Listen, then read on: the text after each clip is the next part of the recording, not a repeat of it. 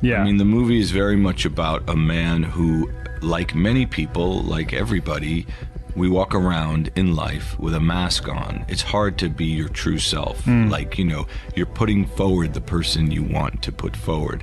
But everyone is sort of wearing a mask. Only in taking off that mask and being fully free is he the Joker, which is ironic because obviously Joker actually has a mask on.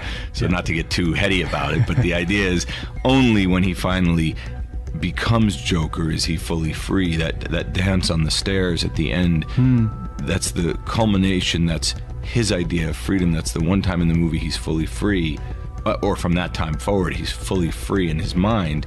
And that laugh in that Arkham State Hospital is meant to represent that through laughter. The movie's a little tricky in some regards because he is a villain. He is a sociopathic narcissist at the end. So I think the twist of the movie is that we make you fall in love or feel for this guy, and as that mask chips away, this villain is actually revealed. He's not meant to be a hero at the end.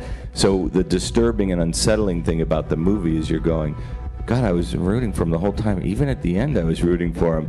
But he is a villain at the end. I mean, the movie's still called Joker. It's not called Arthur. The goal of the movie was still to do an origin story of a villain. But there's a bit of a twist in it. And I hate the word trick, but a trick on the audience in a way of like getting you to love this guy until you can't love him anymore. Early in the film, Thomas Wayne mentions that the person who killed those three men must have been in a mask because he's hiding from, within himself or hiding under a mask. And I want to know, do you think that in the beginning of the film, he's Joker hiding under the mask of Arthur, or do you think it's Arthur who paints the mask of Joker onto himself in the end? I think that oftentimes people live with two types, the person that we put forth and the sort of shadow self. It's actually something Scott and I talked about writing. It's a Jungian thing that with this idea of the shadow self or the mask. So I think Arthur is his mask. He smiles, put on a happy face, he tries to be a good guy, and I think as the mask gets chipped away, we reveal his true self, which is Joker, which is ironic because Joker's wearing a mask, but that gets it all confused. But so I think that's the point. I think in that dance in the bathroom, we see a little bit of Joker coming out, and that's the slow burn that the editor was talking about that we had through the movie, is this slow reveal of his true self, which is Joker. But I've known him for years, and we've always talked about working together. And I said, I have this crazy idea, and I told him what it was, which is 10% of what this is, as any writing is. And we just started meeting and fleshing it out. And it was really a series of backwards engineering and thinking, okay, what do we know about Joker? Well, he has a laugh. Well, he has a white face painted and green hair and all these sort of things that we've come to know about Joker, and then running them through as realistic a lens as possible. Well, why does he have a white face? Well, in the comics, he fell into a vat of acid. I don't believe that if you fall into a vat of acid, you're going to have a white face and green hair. So it was about running everything through a very, giving him an affliction for his laugh. Yeah, well, the whole evolution of him, from Arthur to Joker is really nice, sort of steady and sort of creeps up on you. And Larry, what were you thinking photographically in terms of, conveying that to the audience, that change? I mean, I had a lot of it was compositional things in terms of just giving him a different kind of weight and perspective as he became Joker, a little bit more power. Some of that was compositional stuff, some was lighting, keeping him, like Todd had early on in the process had mentioned this thing about the shadow of a man, or, and that what if you were actually your shadow instead of your sort of lit self? And you were the darkest part of yourself. And I kind of held on to that and then would write things in the margins of scenes to sort of subtly show that photographically through lighting in terms of not just the physical darkness, but how he sat against his landscape, whether it was more silhouetted, shadows in the frame, those kind of things. I mean, there's never a shot in the movie that's at eye level, and that was intentional from the beginning, that even when he's Arthur, there's always just slightly odd framing, and we tried to do that throughout the movie, to just set him either small in frames to show his insignificance in a larger world, or when we were very close with him, to just be at an angle that was not traditional, and tried to do that throughout the movie. Arthur's age in the movie and the loose link to Bruce Wayne and his age, that clearly means when Bruce grows old, that's not the Joker he's fighting. Right. I got the impression you were trying to say Joker was a movement, not a person. Is that what you're aiming at? Not really. I mean, I think, again, this is a different universe. This is our own version of Gotham, our own version of Joker. And in our version, this Joker's 35 years old and that kid's 12. And when that kid's 25, our guy's 45 or 47. I can't do all that math so quick. And it would work out. But there have been some people that think, oh, it's a representation. This is not Joker. He's the inspiration for Joker, or Joker is a movement. And I'm just saying, to us the math works out, but that's also a valid interpretation. And what I like about the movie and what we did intentionally in the movie is the ambiguity of some of these things. And this is really our introduction of Gotham as a city, a broken down city on the brink. And really the key here is that sign. Everything must go. The sign applies to Arthur. All of Arthur needs to be shed. He has to lose the mask that he's wearing and become the villain that Gotham deserves. But he's feeling the power that the gun gives him. He's feeling this sort of new confidence and boldness. And, outside of the opening when he was a clown dancing on the street, this is the second time we see his affinity for dancing and what dancing represents, which is a little bit the emergence of Joker, this other side of Arthur. But I was saying about this other side of Arthur, it's something we talked about when we were writing the script, and something Joaquin and I talked a lot about, which is this idea of shadows or masks. This idea that everybody has a mask that they put forward in life, this thing that they present, the way they present themselves to other people. And for Arthur, this sort of buckled up, proper person is really a mask. But society chips away at that mask and chips away at that mask until finally the real person underneath comes out. And that's Joker. But that's really the true person underneath Arthur. And that transformation happens so slowly through this movie and is such a slow burn that to me it's just a beautiful thing to watch, which is so dictated by Joaquin's subtle performance as he slowly lets Joker out. And again, it comes through in some of those dance things, but it also appears in other ways. There's a little thing that happened there, if you noticed. Arthur writes with his right hand, but he switched to his left hand when he came up with this punchline to this joke, if it's even a joke. And you'll notice that this is a subtle thing, but Joker is left-handed. When he's doing things as Joker, he usually uses his left hand, whether it's with the gun later or what. But Arthur writes with his right hand. But we like that you can't really always tell what's real and what's not. And again, I think ambiguity is a huge thing to play with when you're doing an origin story about a villain that really has no origin. I just think this scene, if the movie lives on, this will be one of those sort of iconic scenes that you remember from the film, because, as we talked about his slow transformation, this is one of those moments where big change happens, or at least after this scene. Big change happens because of this scene. The shadow again. The shadow now is leading Arthur. That's what we were talking about earlier. The mask, the shadow, this other version of yourself. Now that shadow's leading Arthur. And to me, it leads him to, for me, the most iconic scene in the film. I don't even know what we call it, interpretive dance by Joker to the music in his head. I played him this piece of music from Hildur, our composer, that I had gotten. I literally played it off my iPhone. He just started to move, and we kind of looked at each other and realized that's the scene. Again, it sort of represents this evolution or devolution as he is, as Joker is emerging and Arthur is getting more and more chipped away from. Our smile theme comes back and he has a different take on it now. He's feeling that freedom. He's feeling lighter. So if you believe Penny, this is the first time Joker meets Batman. And the mask is gone. There's no more Arthur. It's all Joker. And he's gone now. full Joker, we are hearing the music that is playing in his head. And it's a perfect time for Arthur to go on Murray as he takes the mask off for a final time and lets go of the mask forever to be Joker. This bothers people, that he doesn't believe in anything and that he's not political. But to us, it's very Joker. Joker doesn't want anything, and I'm talking about Joker, the Joker we all know and grew up on. He doesn't want women, he doesn't want money, he likes chaos, he likes mayhem. But there's not anything he necessarily believes in. Well, he's laughing because he loves chaos.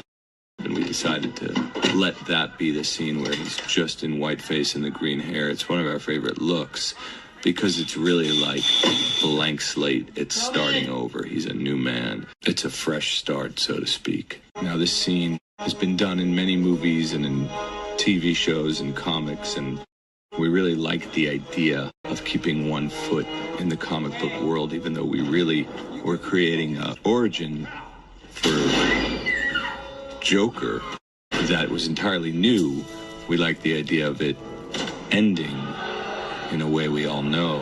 And this origin story of a villain somehow turns into the origin story of Batman. He used to think his life was a tragedy, but he realizes it's a comedy, and there was something about this kind of silent film ending. Not this moment per se, but as he walks, you notice the sunlight is coming up, and things are just getting better and better for Arthur, even though he's handcuffed and in Arkham State Hospital. But it's this idea of pure freedom for him. And we do that then with Mark Bridges, the costume designer, and Mark Friedberg, the production designer. I mean, we all went in to make something that felt really precise, and slowly it gets less and less so as he kind of slowly ascends or descends, depend on how you look at it, into Joker. There's a couple things, a lot of things we talked about the character, but one of them was he has music in him, but he has heavy shoes, and this idea that every step is, like you said, the weight of the world on him, and the steps obviously, you know, represent sort of at the end his descent into madness when he's truly found himself. Mark Bridges, amazing costume designer, and we had this idea of that sort of one suit that Arthur wears. He wears it at the stand-up, and then we see him again in it when he's practicing to go on Murray by himself in the room, and then of course we see it in the stairs and on Murray. It's the same exact suit, but it's different shades of red intentionally, but subtle enough, we hope, that you don't think there's three suits, because it is one suit. It's just that he's starting to see more color, Arthur is. So that suit starts off as this sort of deep burgundy, and then the next time we see it, it's a little bit brighter, a little bit, and then finally this sort of vibrant red suit with the vest and the whole thing. The vest, obviously, he wears his clown vest from the very beginning, but that suit changes shades over 3 or 4 scenes where we see it. And that was a Mark Bridges idea that I loved. Well, it's amazing that, you know, when you deal with this genre, which is a IP, you know, you've got the superhero movies and you've got the Batmans and they all come before. So realizing that where you know, it was very subversive what you were, you know, going for here. Yeah. And at the same time, you have set up the beginning of the relationship. There's Bruce Wayne. Right. And it isn't any darker than that. Right. In a way, it defines why he is who he is. Well, yeah, certainly in this version. Yeah. To me, that was one of the most interesting things. We started out as a origin story of a villain, but it kind of ends as the origin story of Batman. But this Batman, the Batman that grew up in this Gotham, that was my whole reason about this DC Black idea, which, by the way, they didn't agree to, and that's fine, we did one movie. But they're like, calm down, you're not starting a label here, but we can do one movie.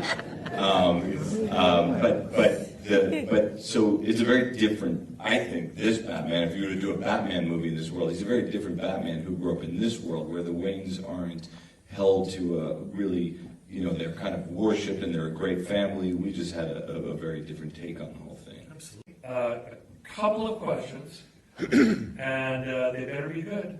Okay. Hello there. That's funny. That's not a real question. Okay. The dancing, where did that germinate from? The dancing, you know, one of the first things I said to Joaquin when we met about the script early when I was trying to convince him to the movie, I was talking about Arthur, and I said, you know, Arthur has music in him. Arthur, when I was a kid, my mother used to tell me I have heavy shoes, like I seem depressed, I think is what she was saying. And I said, Arthur has heavy shoes, I told him that. And I said, but he also has music in him that wants to come out. So in the script, we had 2 or 3 moments where he danced. And he really loved that. I didn't even know Joaquin was basically an amazing dancer. So that was in there, and then I think now in the movie there's 5 or 6 times that he dances, because he was so good that we just kind of kept injecting more of the dancing. It is, the dance is extraordinary, because it's that moment where he calms and then he expresses himself. Yeah, I mean, it's sort of the finally shedding the mask of Arthur and becoming who he really is. Exactly. The idea, we had this whole thing about shadows that Todd said, is like, if you think about the character as, we all have our shadows, and what if your shadow was actually the real part of you? And you're like, the guy standing next to the shadow is the fake you. The real guy is this dark thing underneath you. So we tried playing with stuff like that, but the most fun thing about making this movie, and the most exciting and scary and torturous at times, was the fluidity at which we made the movie, which was, it was constantly being made and evolving as we made it in real time. And that went from photographing scenes where we'd walk in and they'd go, screw what we even talked about, wrote about, we got a new idea, let's just try it. And that was so fun and really exciting. My question for you two guys, and this is genuine, really is, which is, you shoot a movie out of order. Be careful. Yeah. Right? You shoot a movie out of order. It's the nature of it. You could shoot a movie in order, right. But in this case, Arthur and Joker are so different, obviously, in building a character. We, on this movie, for various reasons, like most movies, did a little bit of both early in the movie. And it helped inform both characters, right? And you had to think about Arthur somewhat differently, having then become Joker for a week or two. My question to you both, would you do it differently? Because of, you know, where it ended up is in large part because we did it in that order. Yeah. But had you had a chance to do it in chronological order, would you have chosen to do it that way? I would. I remember when we went in for an early makeup test, and I was under the impression that we were going to shoot in order. And Tal said, no, it's absolutely impossible. I said, well, no, we got to figure out a way, because I'm not Joker till the end, and I think that it's wrong. I don't think I can do that. And he said, well, there's absolutely no choice. We have to shoot it. I think it was It was actually, there was no choice, because, you know, De Niro was only available those 9 or 8 days that we had him, so that wasn't going to move. And it was, you're right, 5th week in, I think we were shooting Murray. 6th. Maybe earlier. Okay, 5th or 6th. Yeah. And but you're right. Now when I look back on it, I'm so grateful that we did that, because I think playing Joker did inform how we approached Arthur, and I think we really had kind of a somewhat radical reinterpretation of the character after we spent that week doing Joker. So yeah, I wouldn't change it. Life worked with some amazing comedians. There really is a fine line between comedy and tragedy. So much of it comes from a dark place, I think, with actual comedians and comics. That was interesting to Scott and I, is just sort of exploring this thing: is my life a comedy or is it a tragedy? How adults see me as a tragedy, how kids see me as a comedy, but really, it's both for Arthur and for ultimately Joker. Question was it always the plan to include a moment of Batman's origin as well?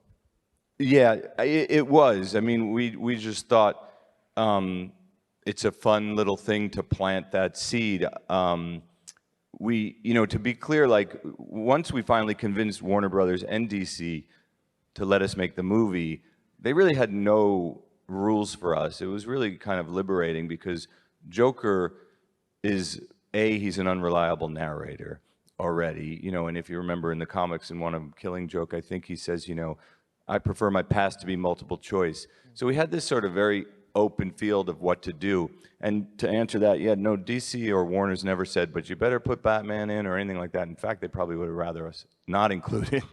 But we just thought it's a fun thing of this origin story of the Joker also is a tiny little bit of origin story of Batman. The question is, what kind of challenges do you face building a movie around a villain rather than a hero? Well, that was what was interesting to us, and you know, we approached it quite honestly, like we're doing a origin story of a villain, but the villain is the hero, and you root for him until you can't root for him any longer, and that point is different for certain people. But you definitely, you know, Arthur's actions in this movie are abhorrent by the end. You're not supposed to be rooting for him. So it was this idea of like, what happens if the villain is a hero at the beginning, and then because of Joaquin's brilliant acting, I kind of describe it as like, you know, a volume knob from 0 to 11 for fun, and you know, he slowly is turning. It's not like somebody said to me, well, when does he, you know, turn into the Joker? It's like he goes into a phone booth and comes out as the Joker.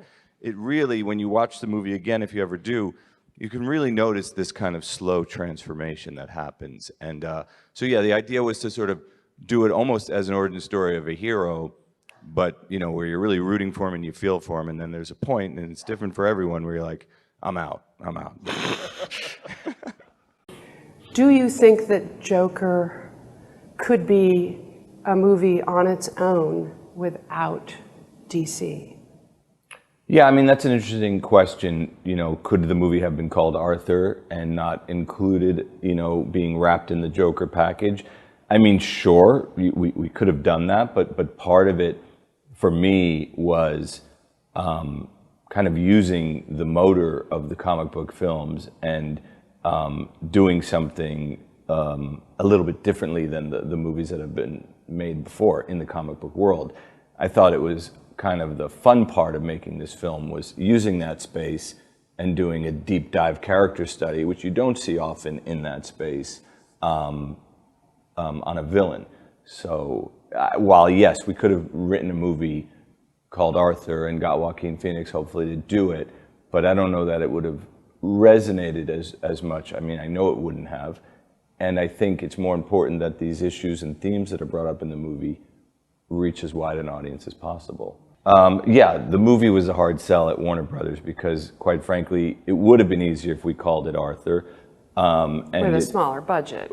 Yeah, with a smaller-ish budget, of course, because we were stepping into their IP land, which is a huge resource for Warner Brothers, and kind of taking it and turning it on its head. When did it come to you? How did Joker become a part of it? Because I think this film could live independently of the Joker if you wanted it to. Yeah.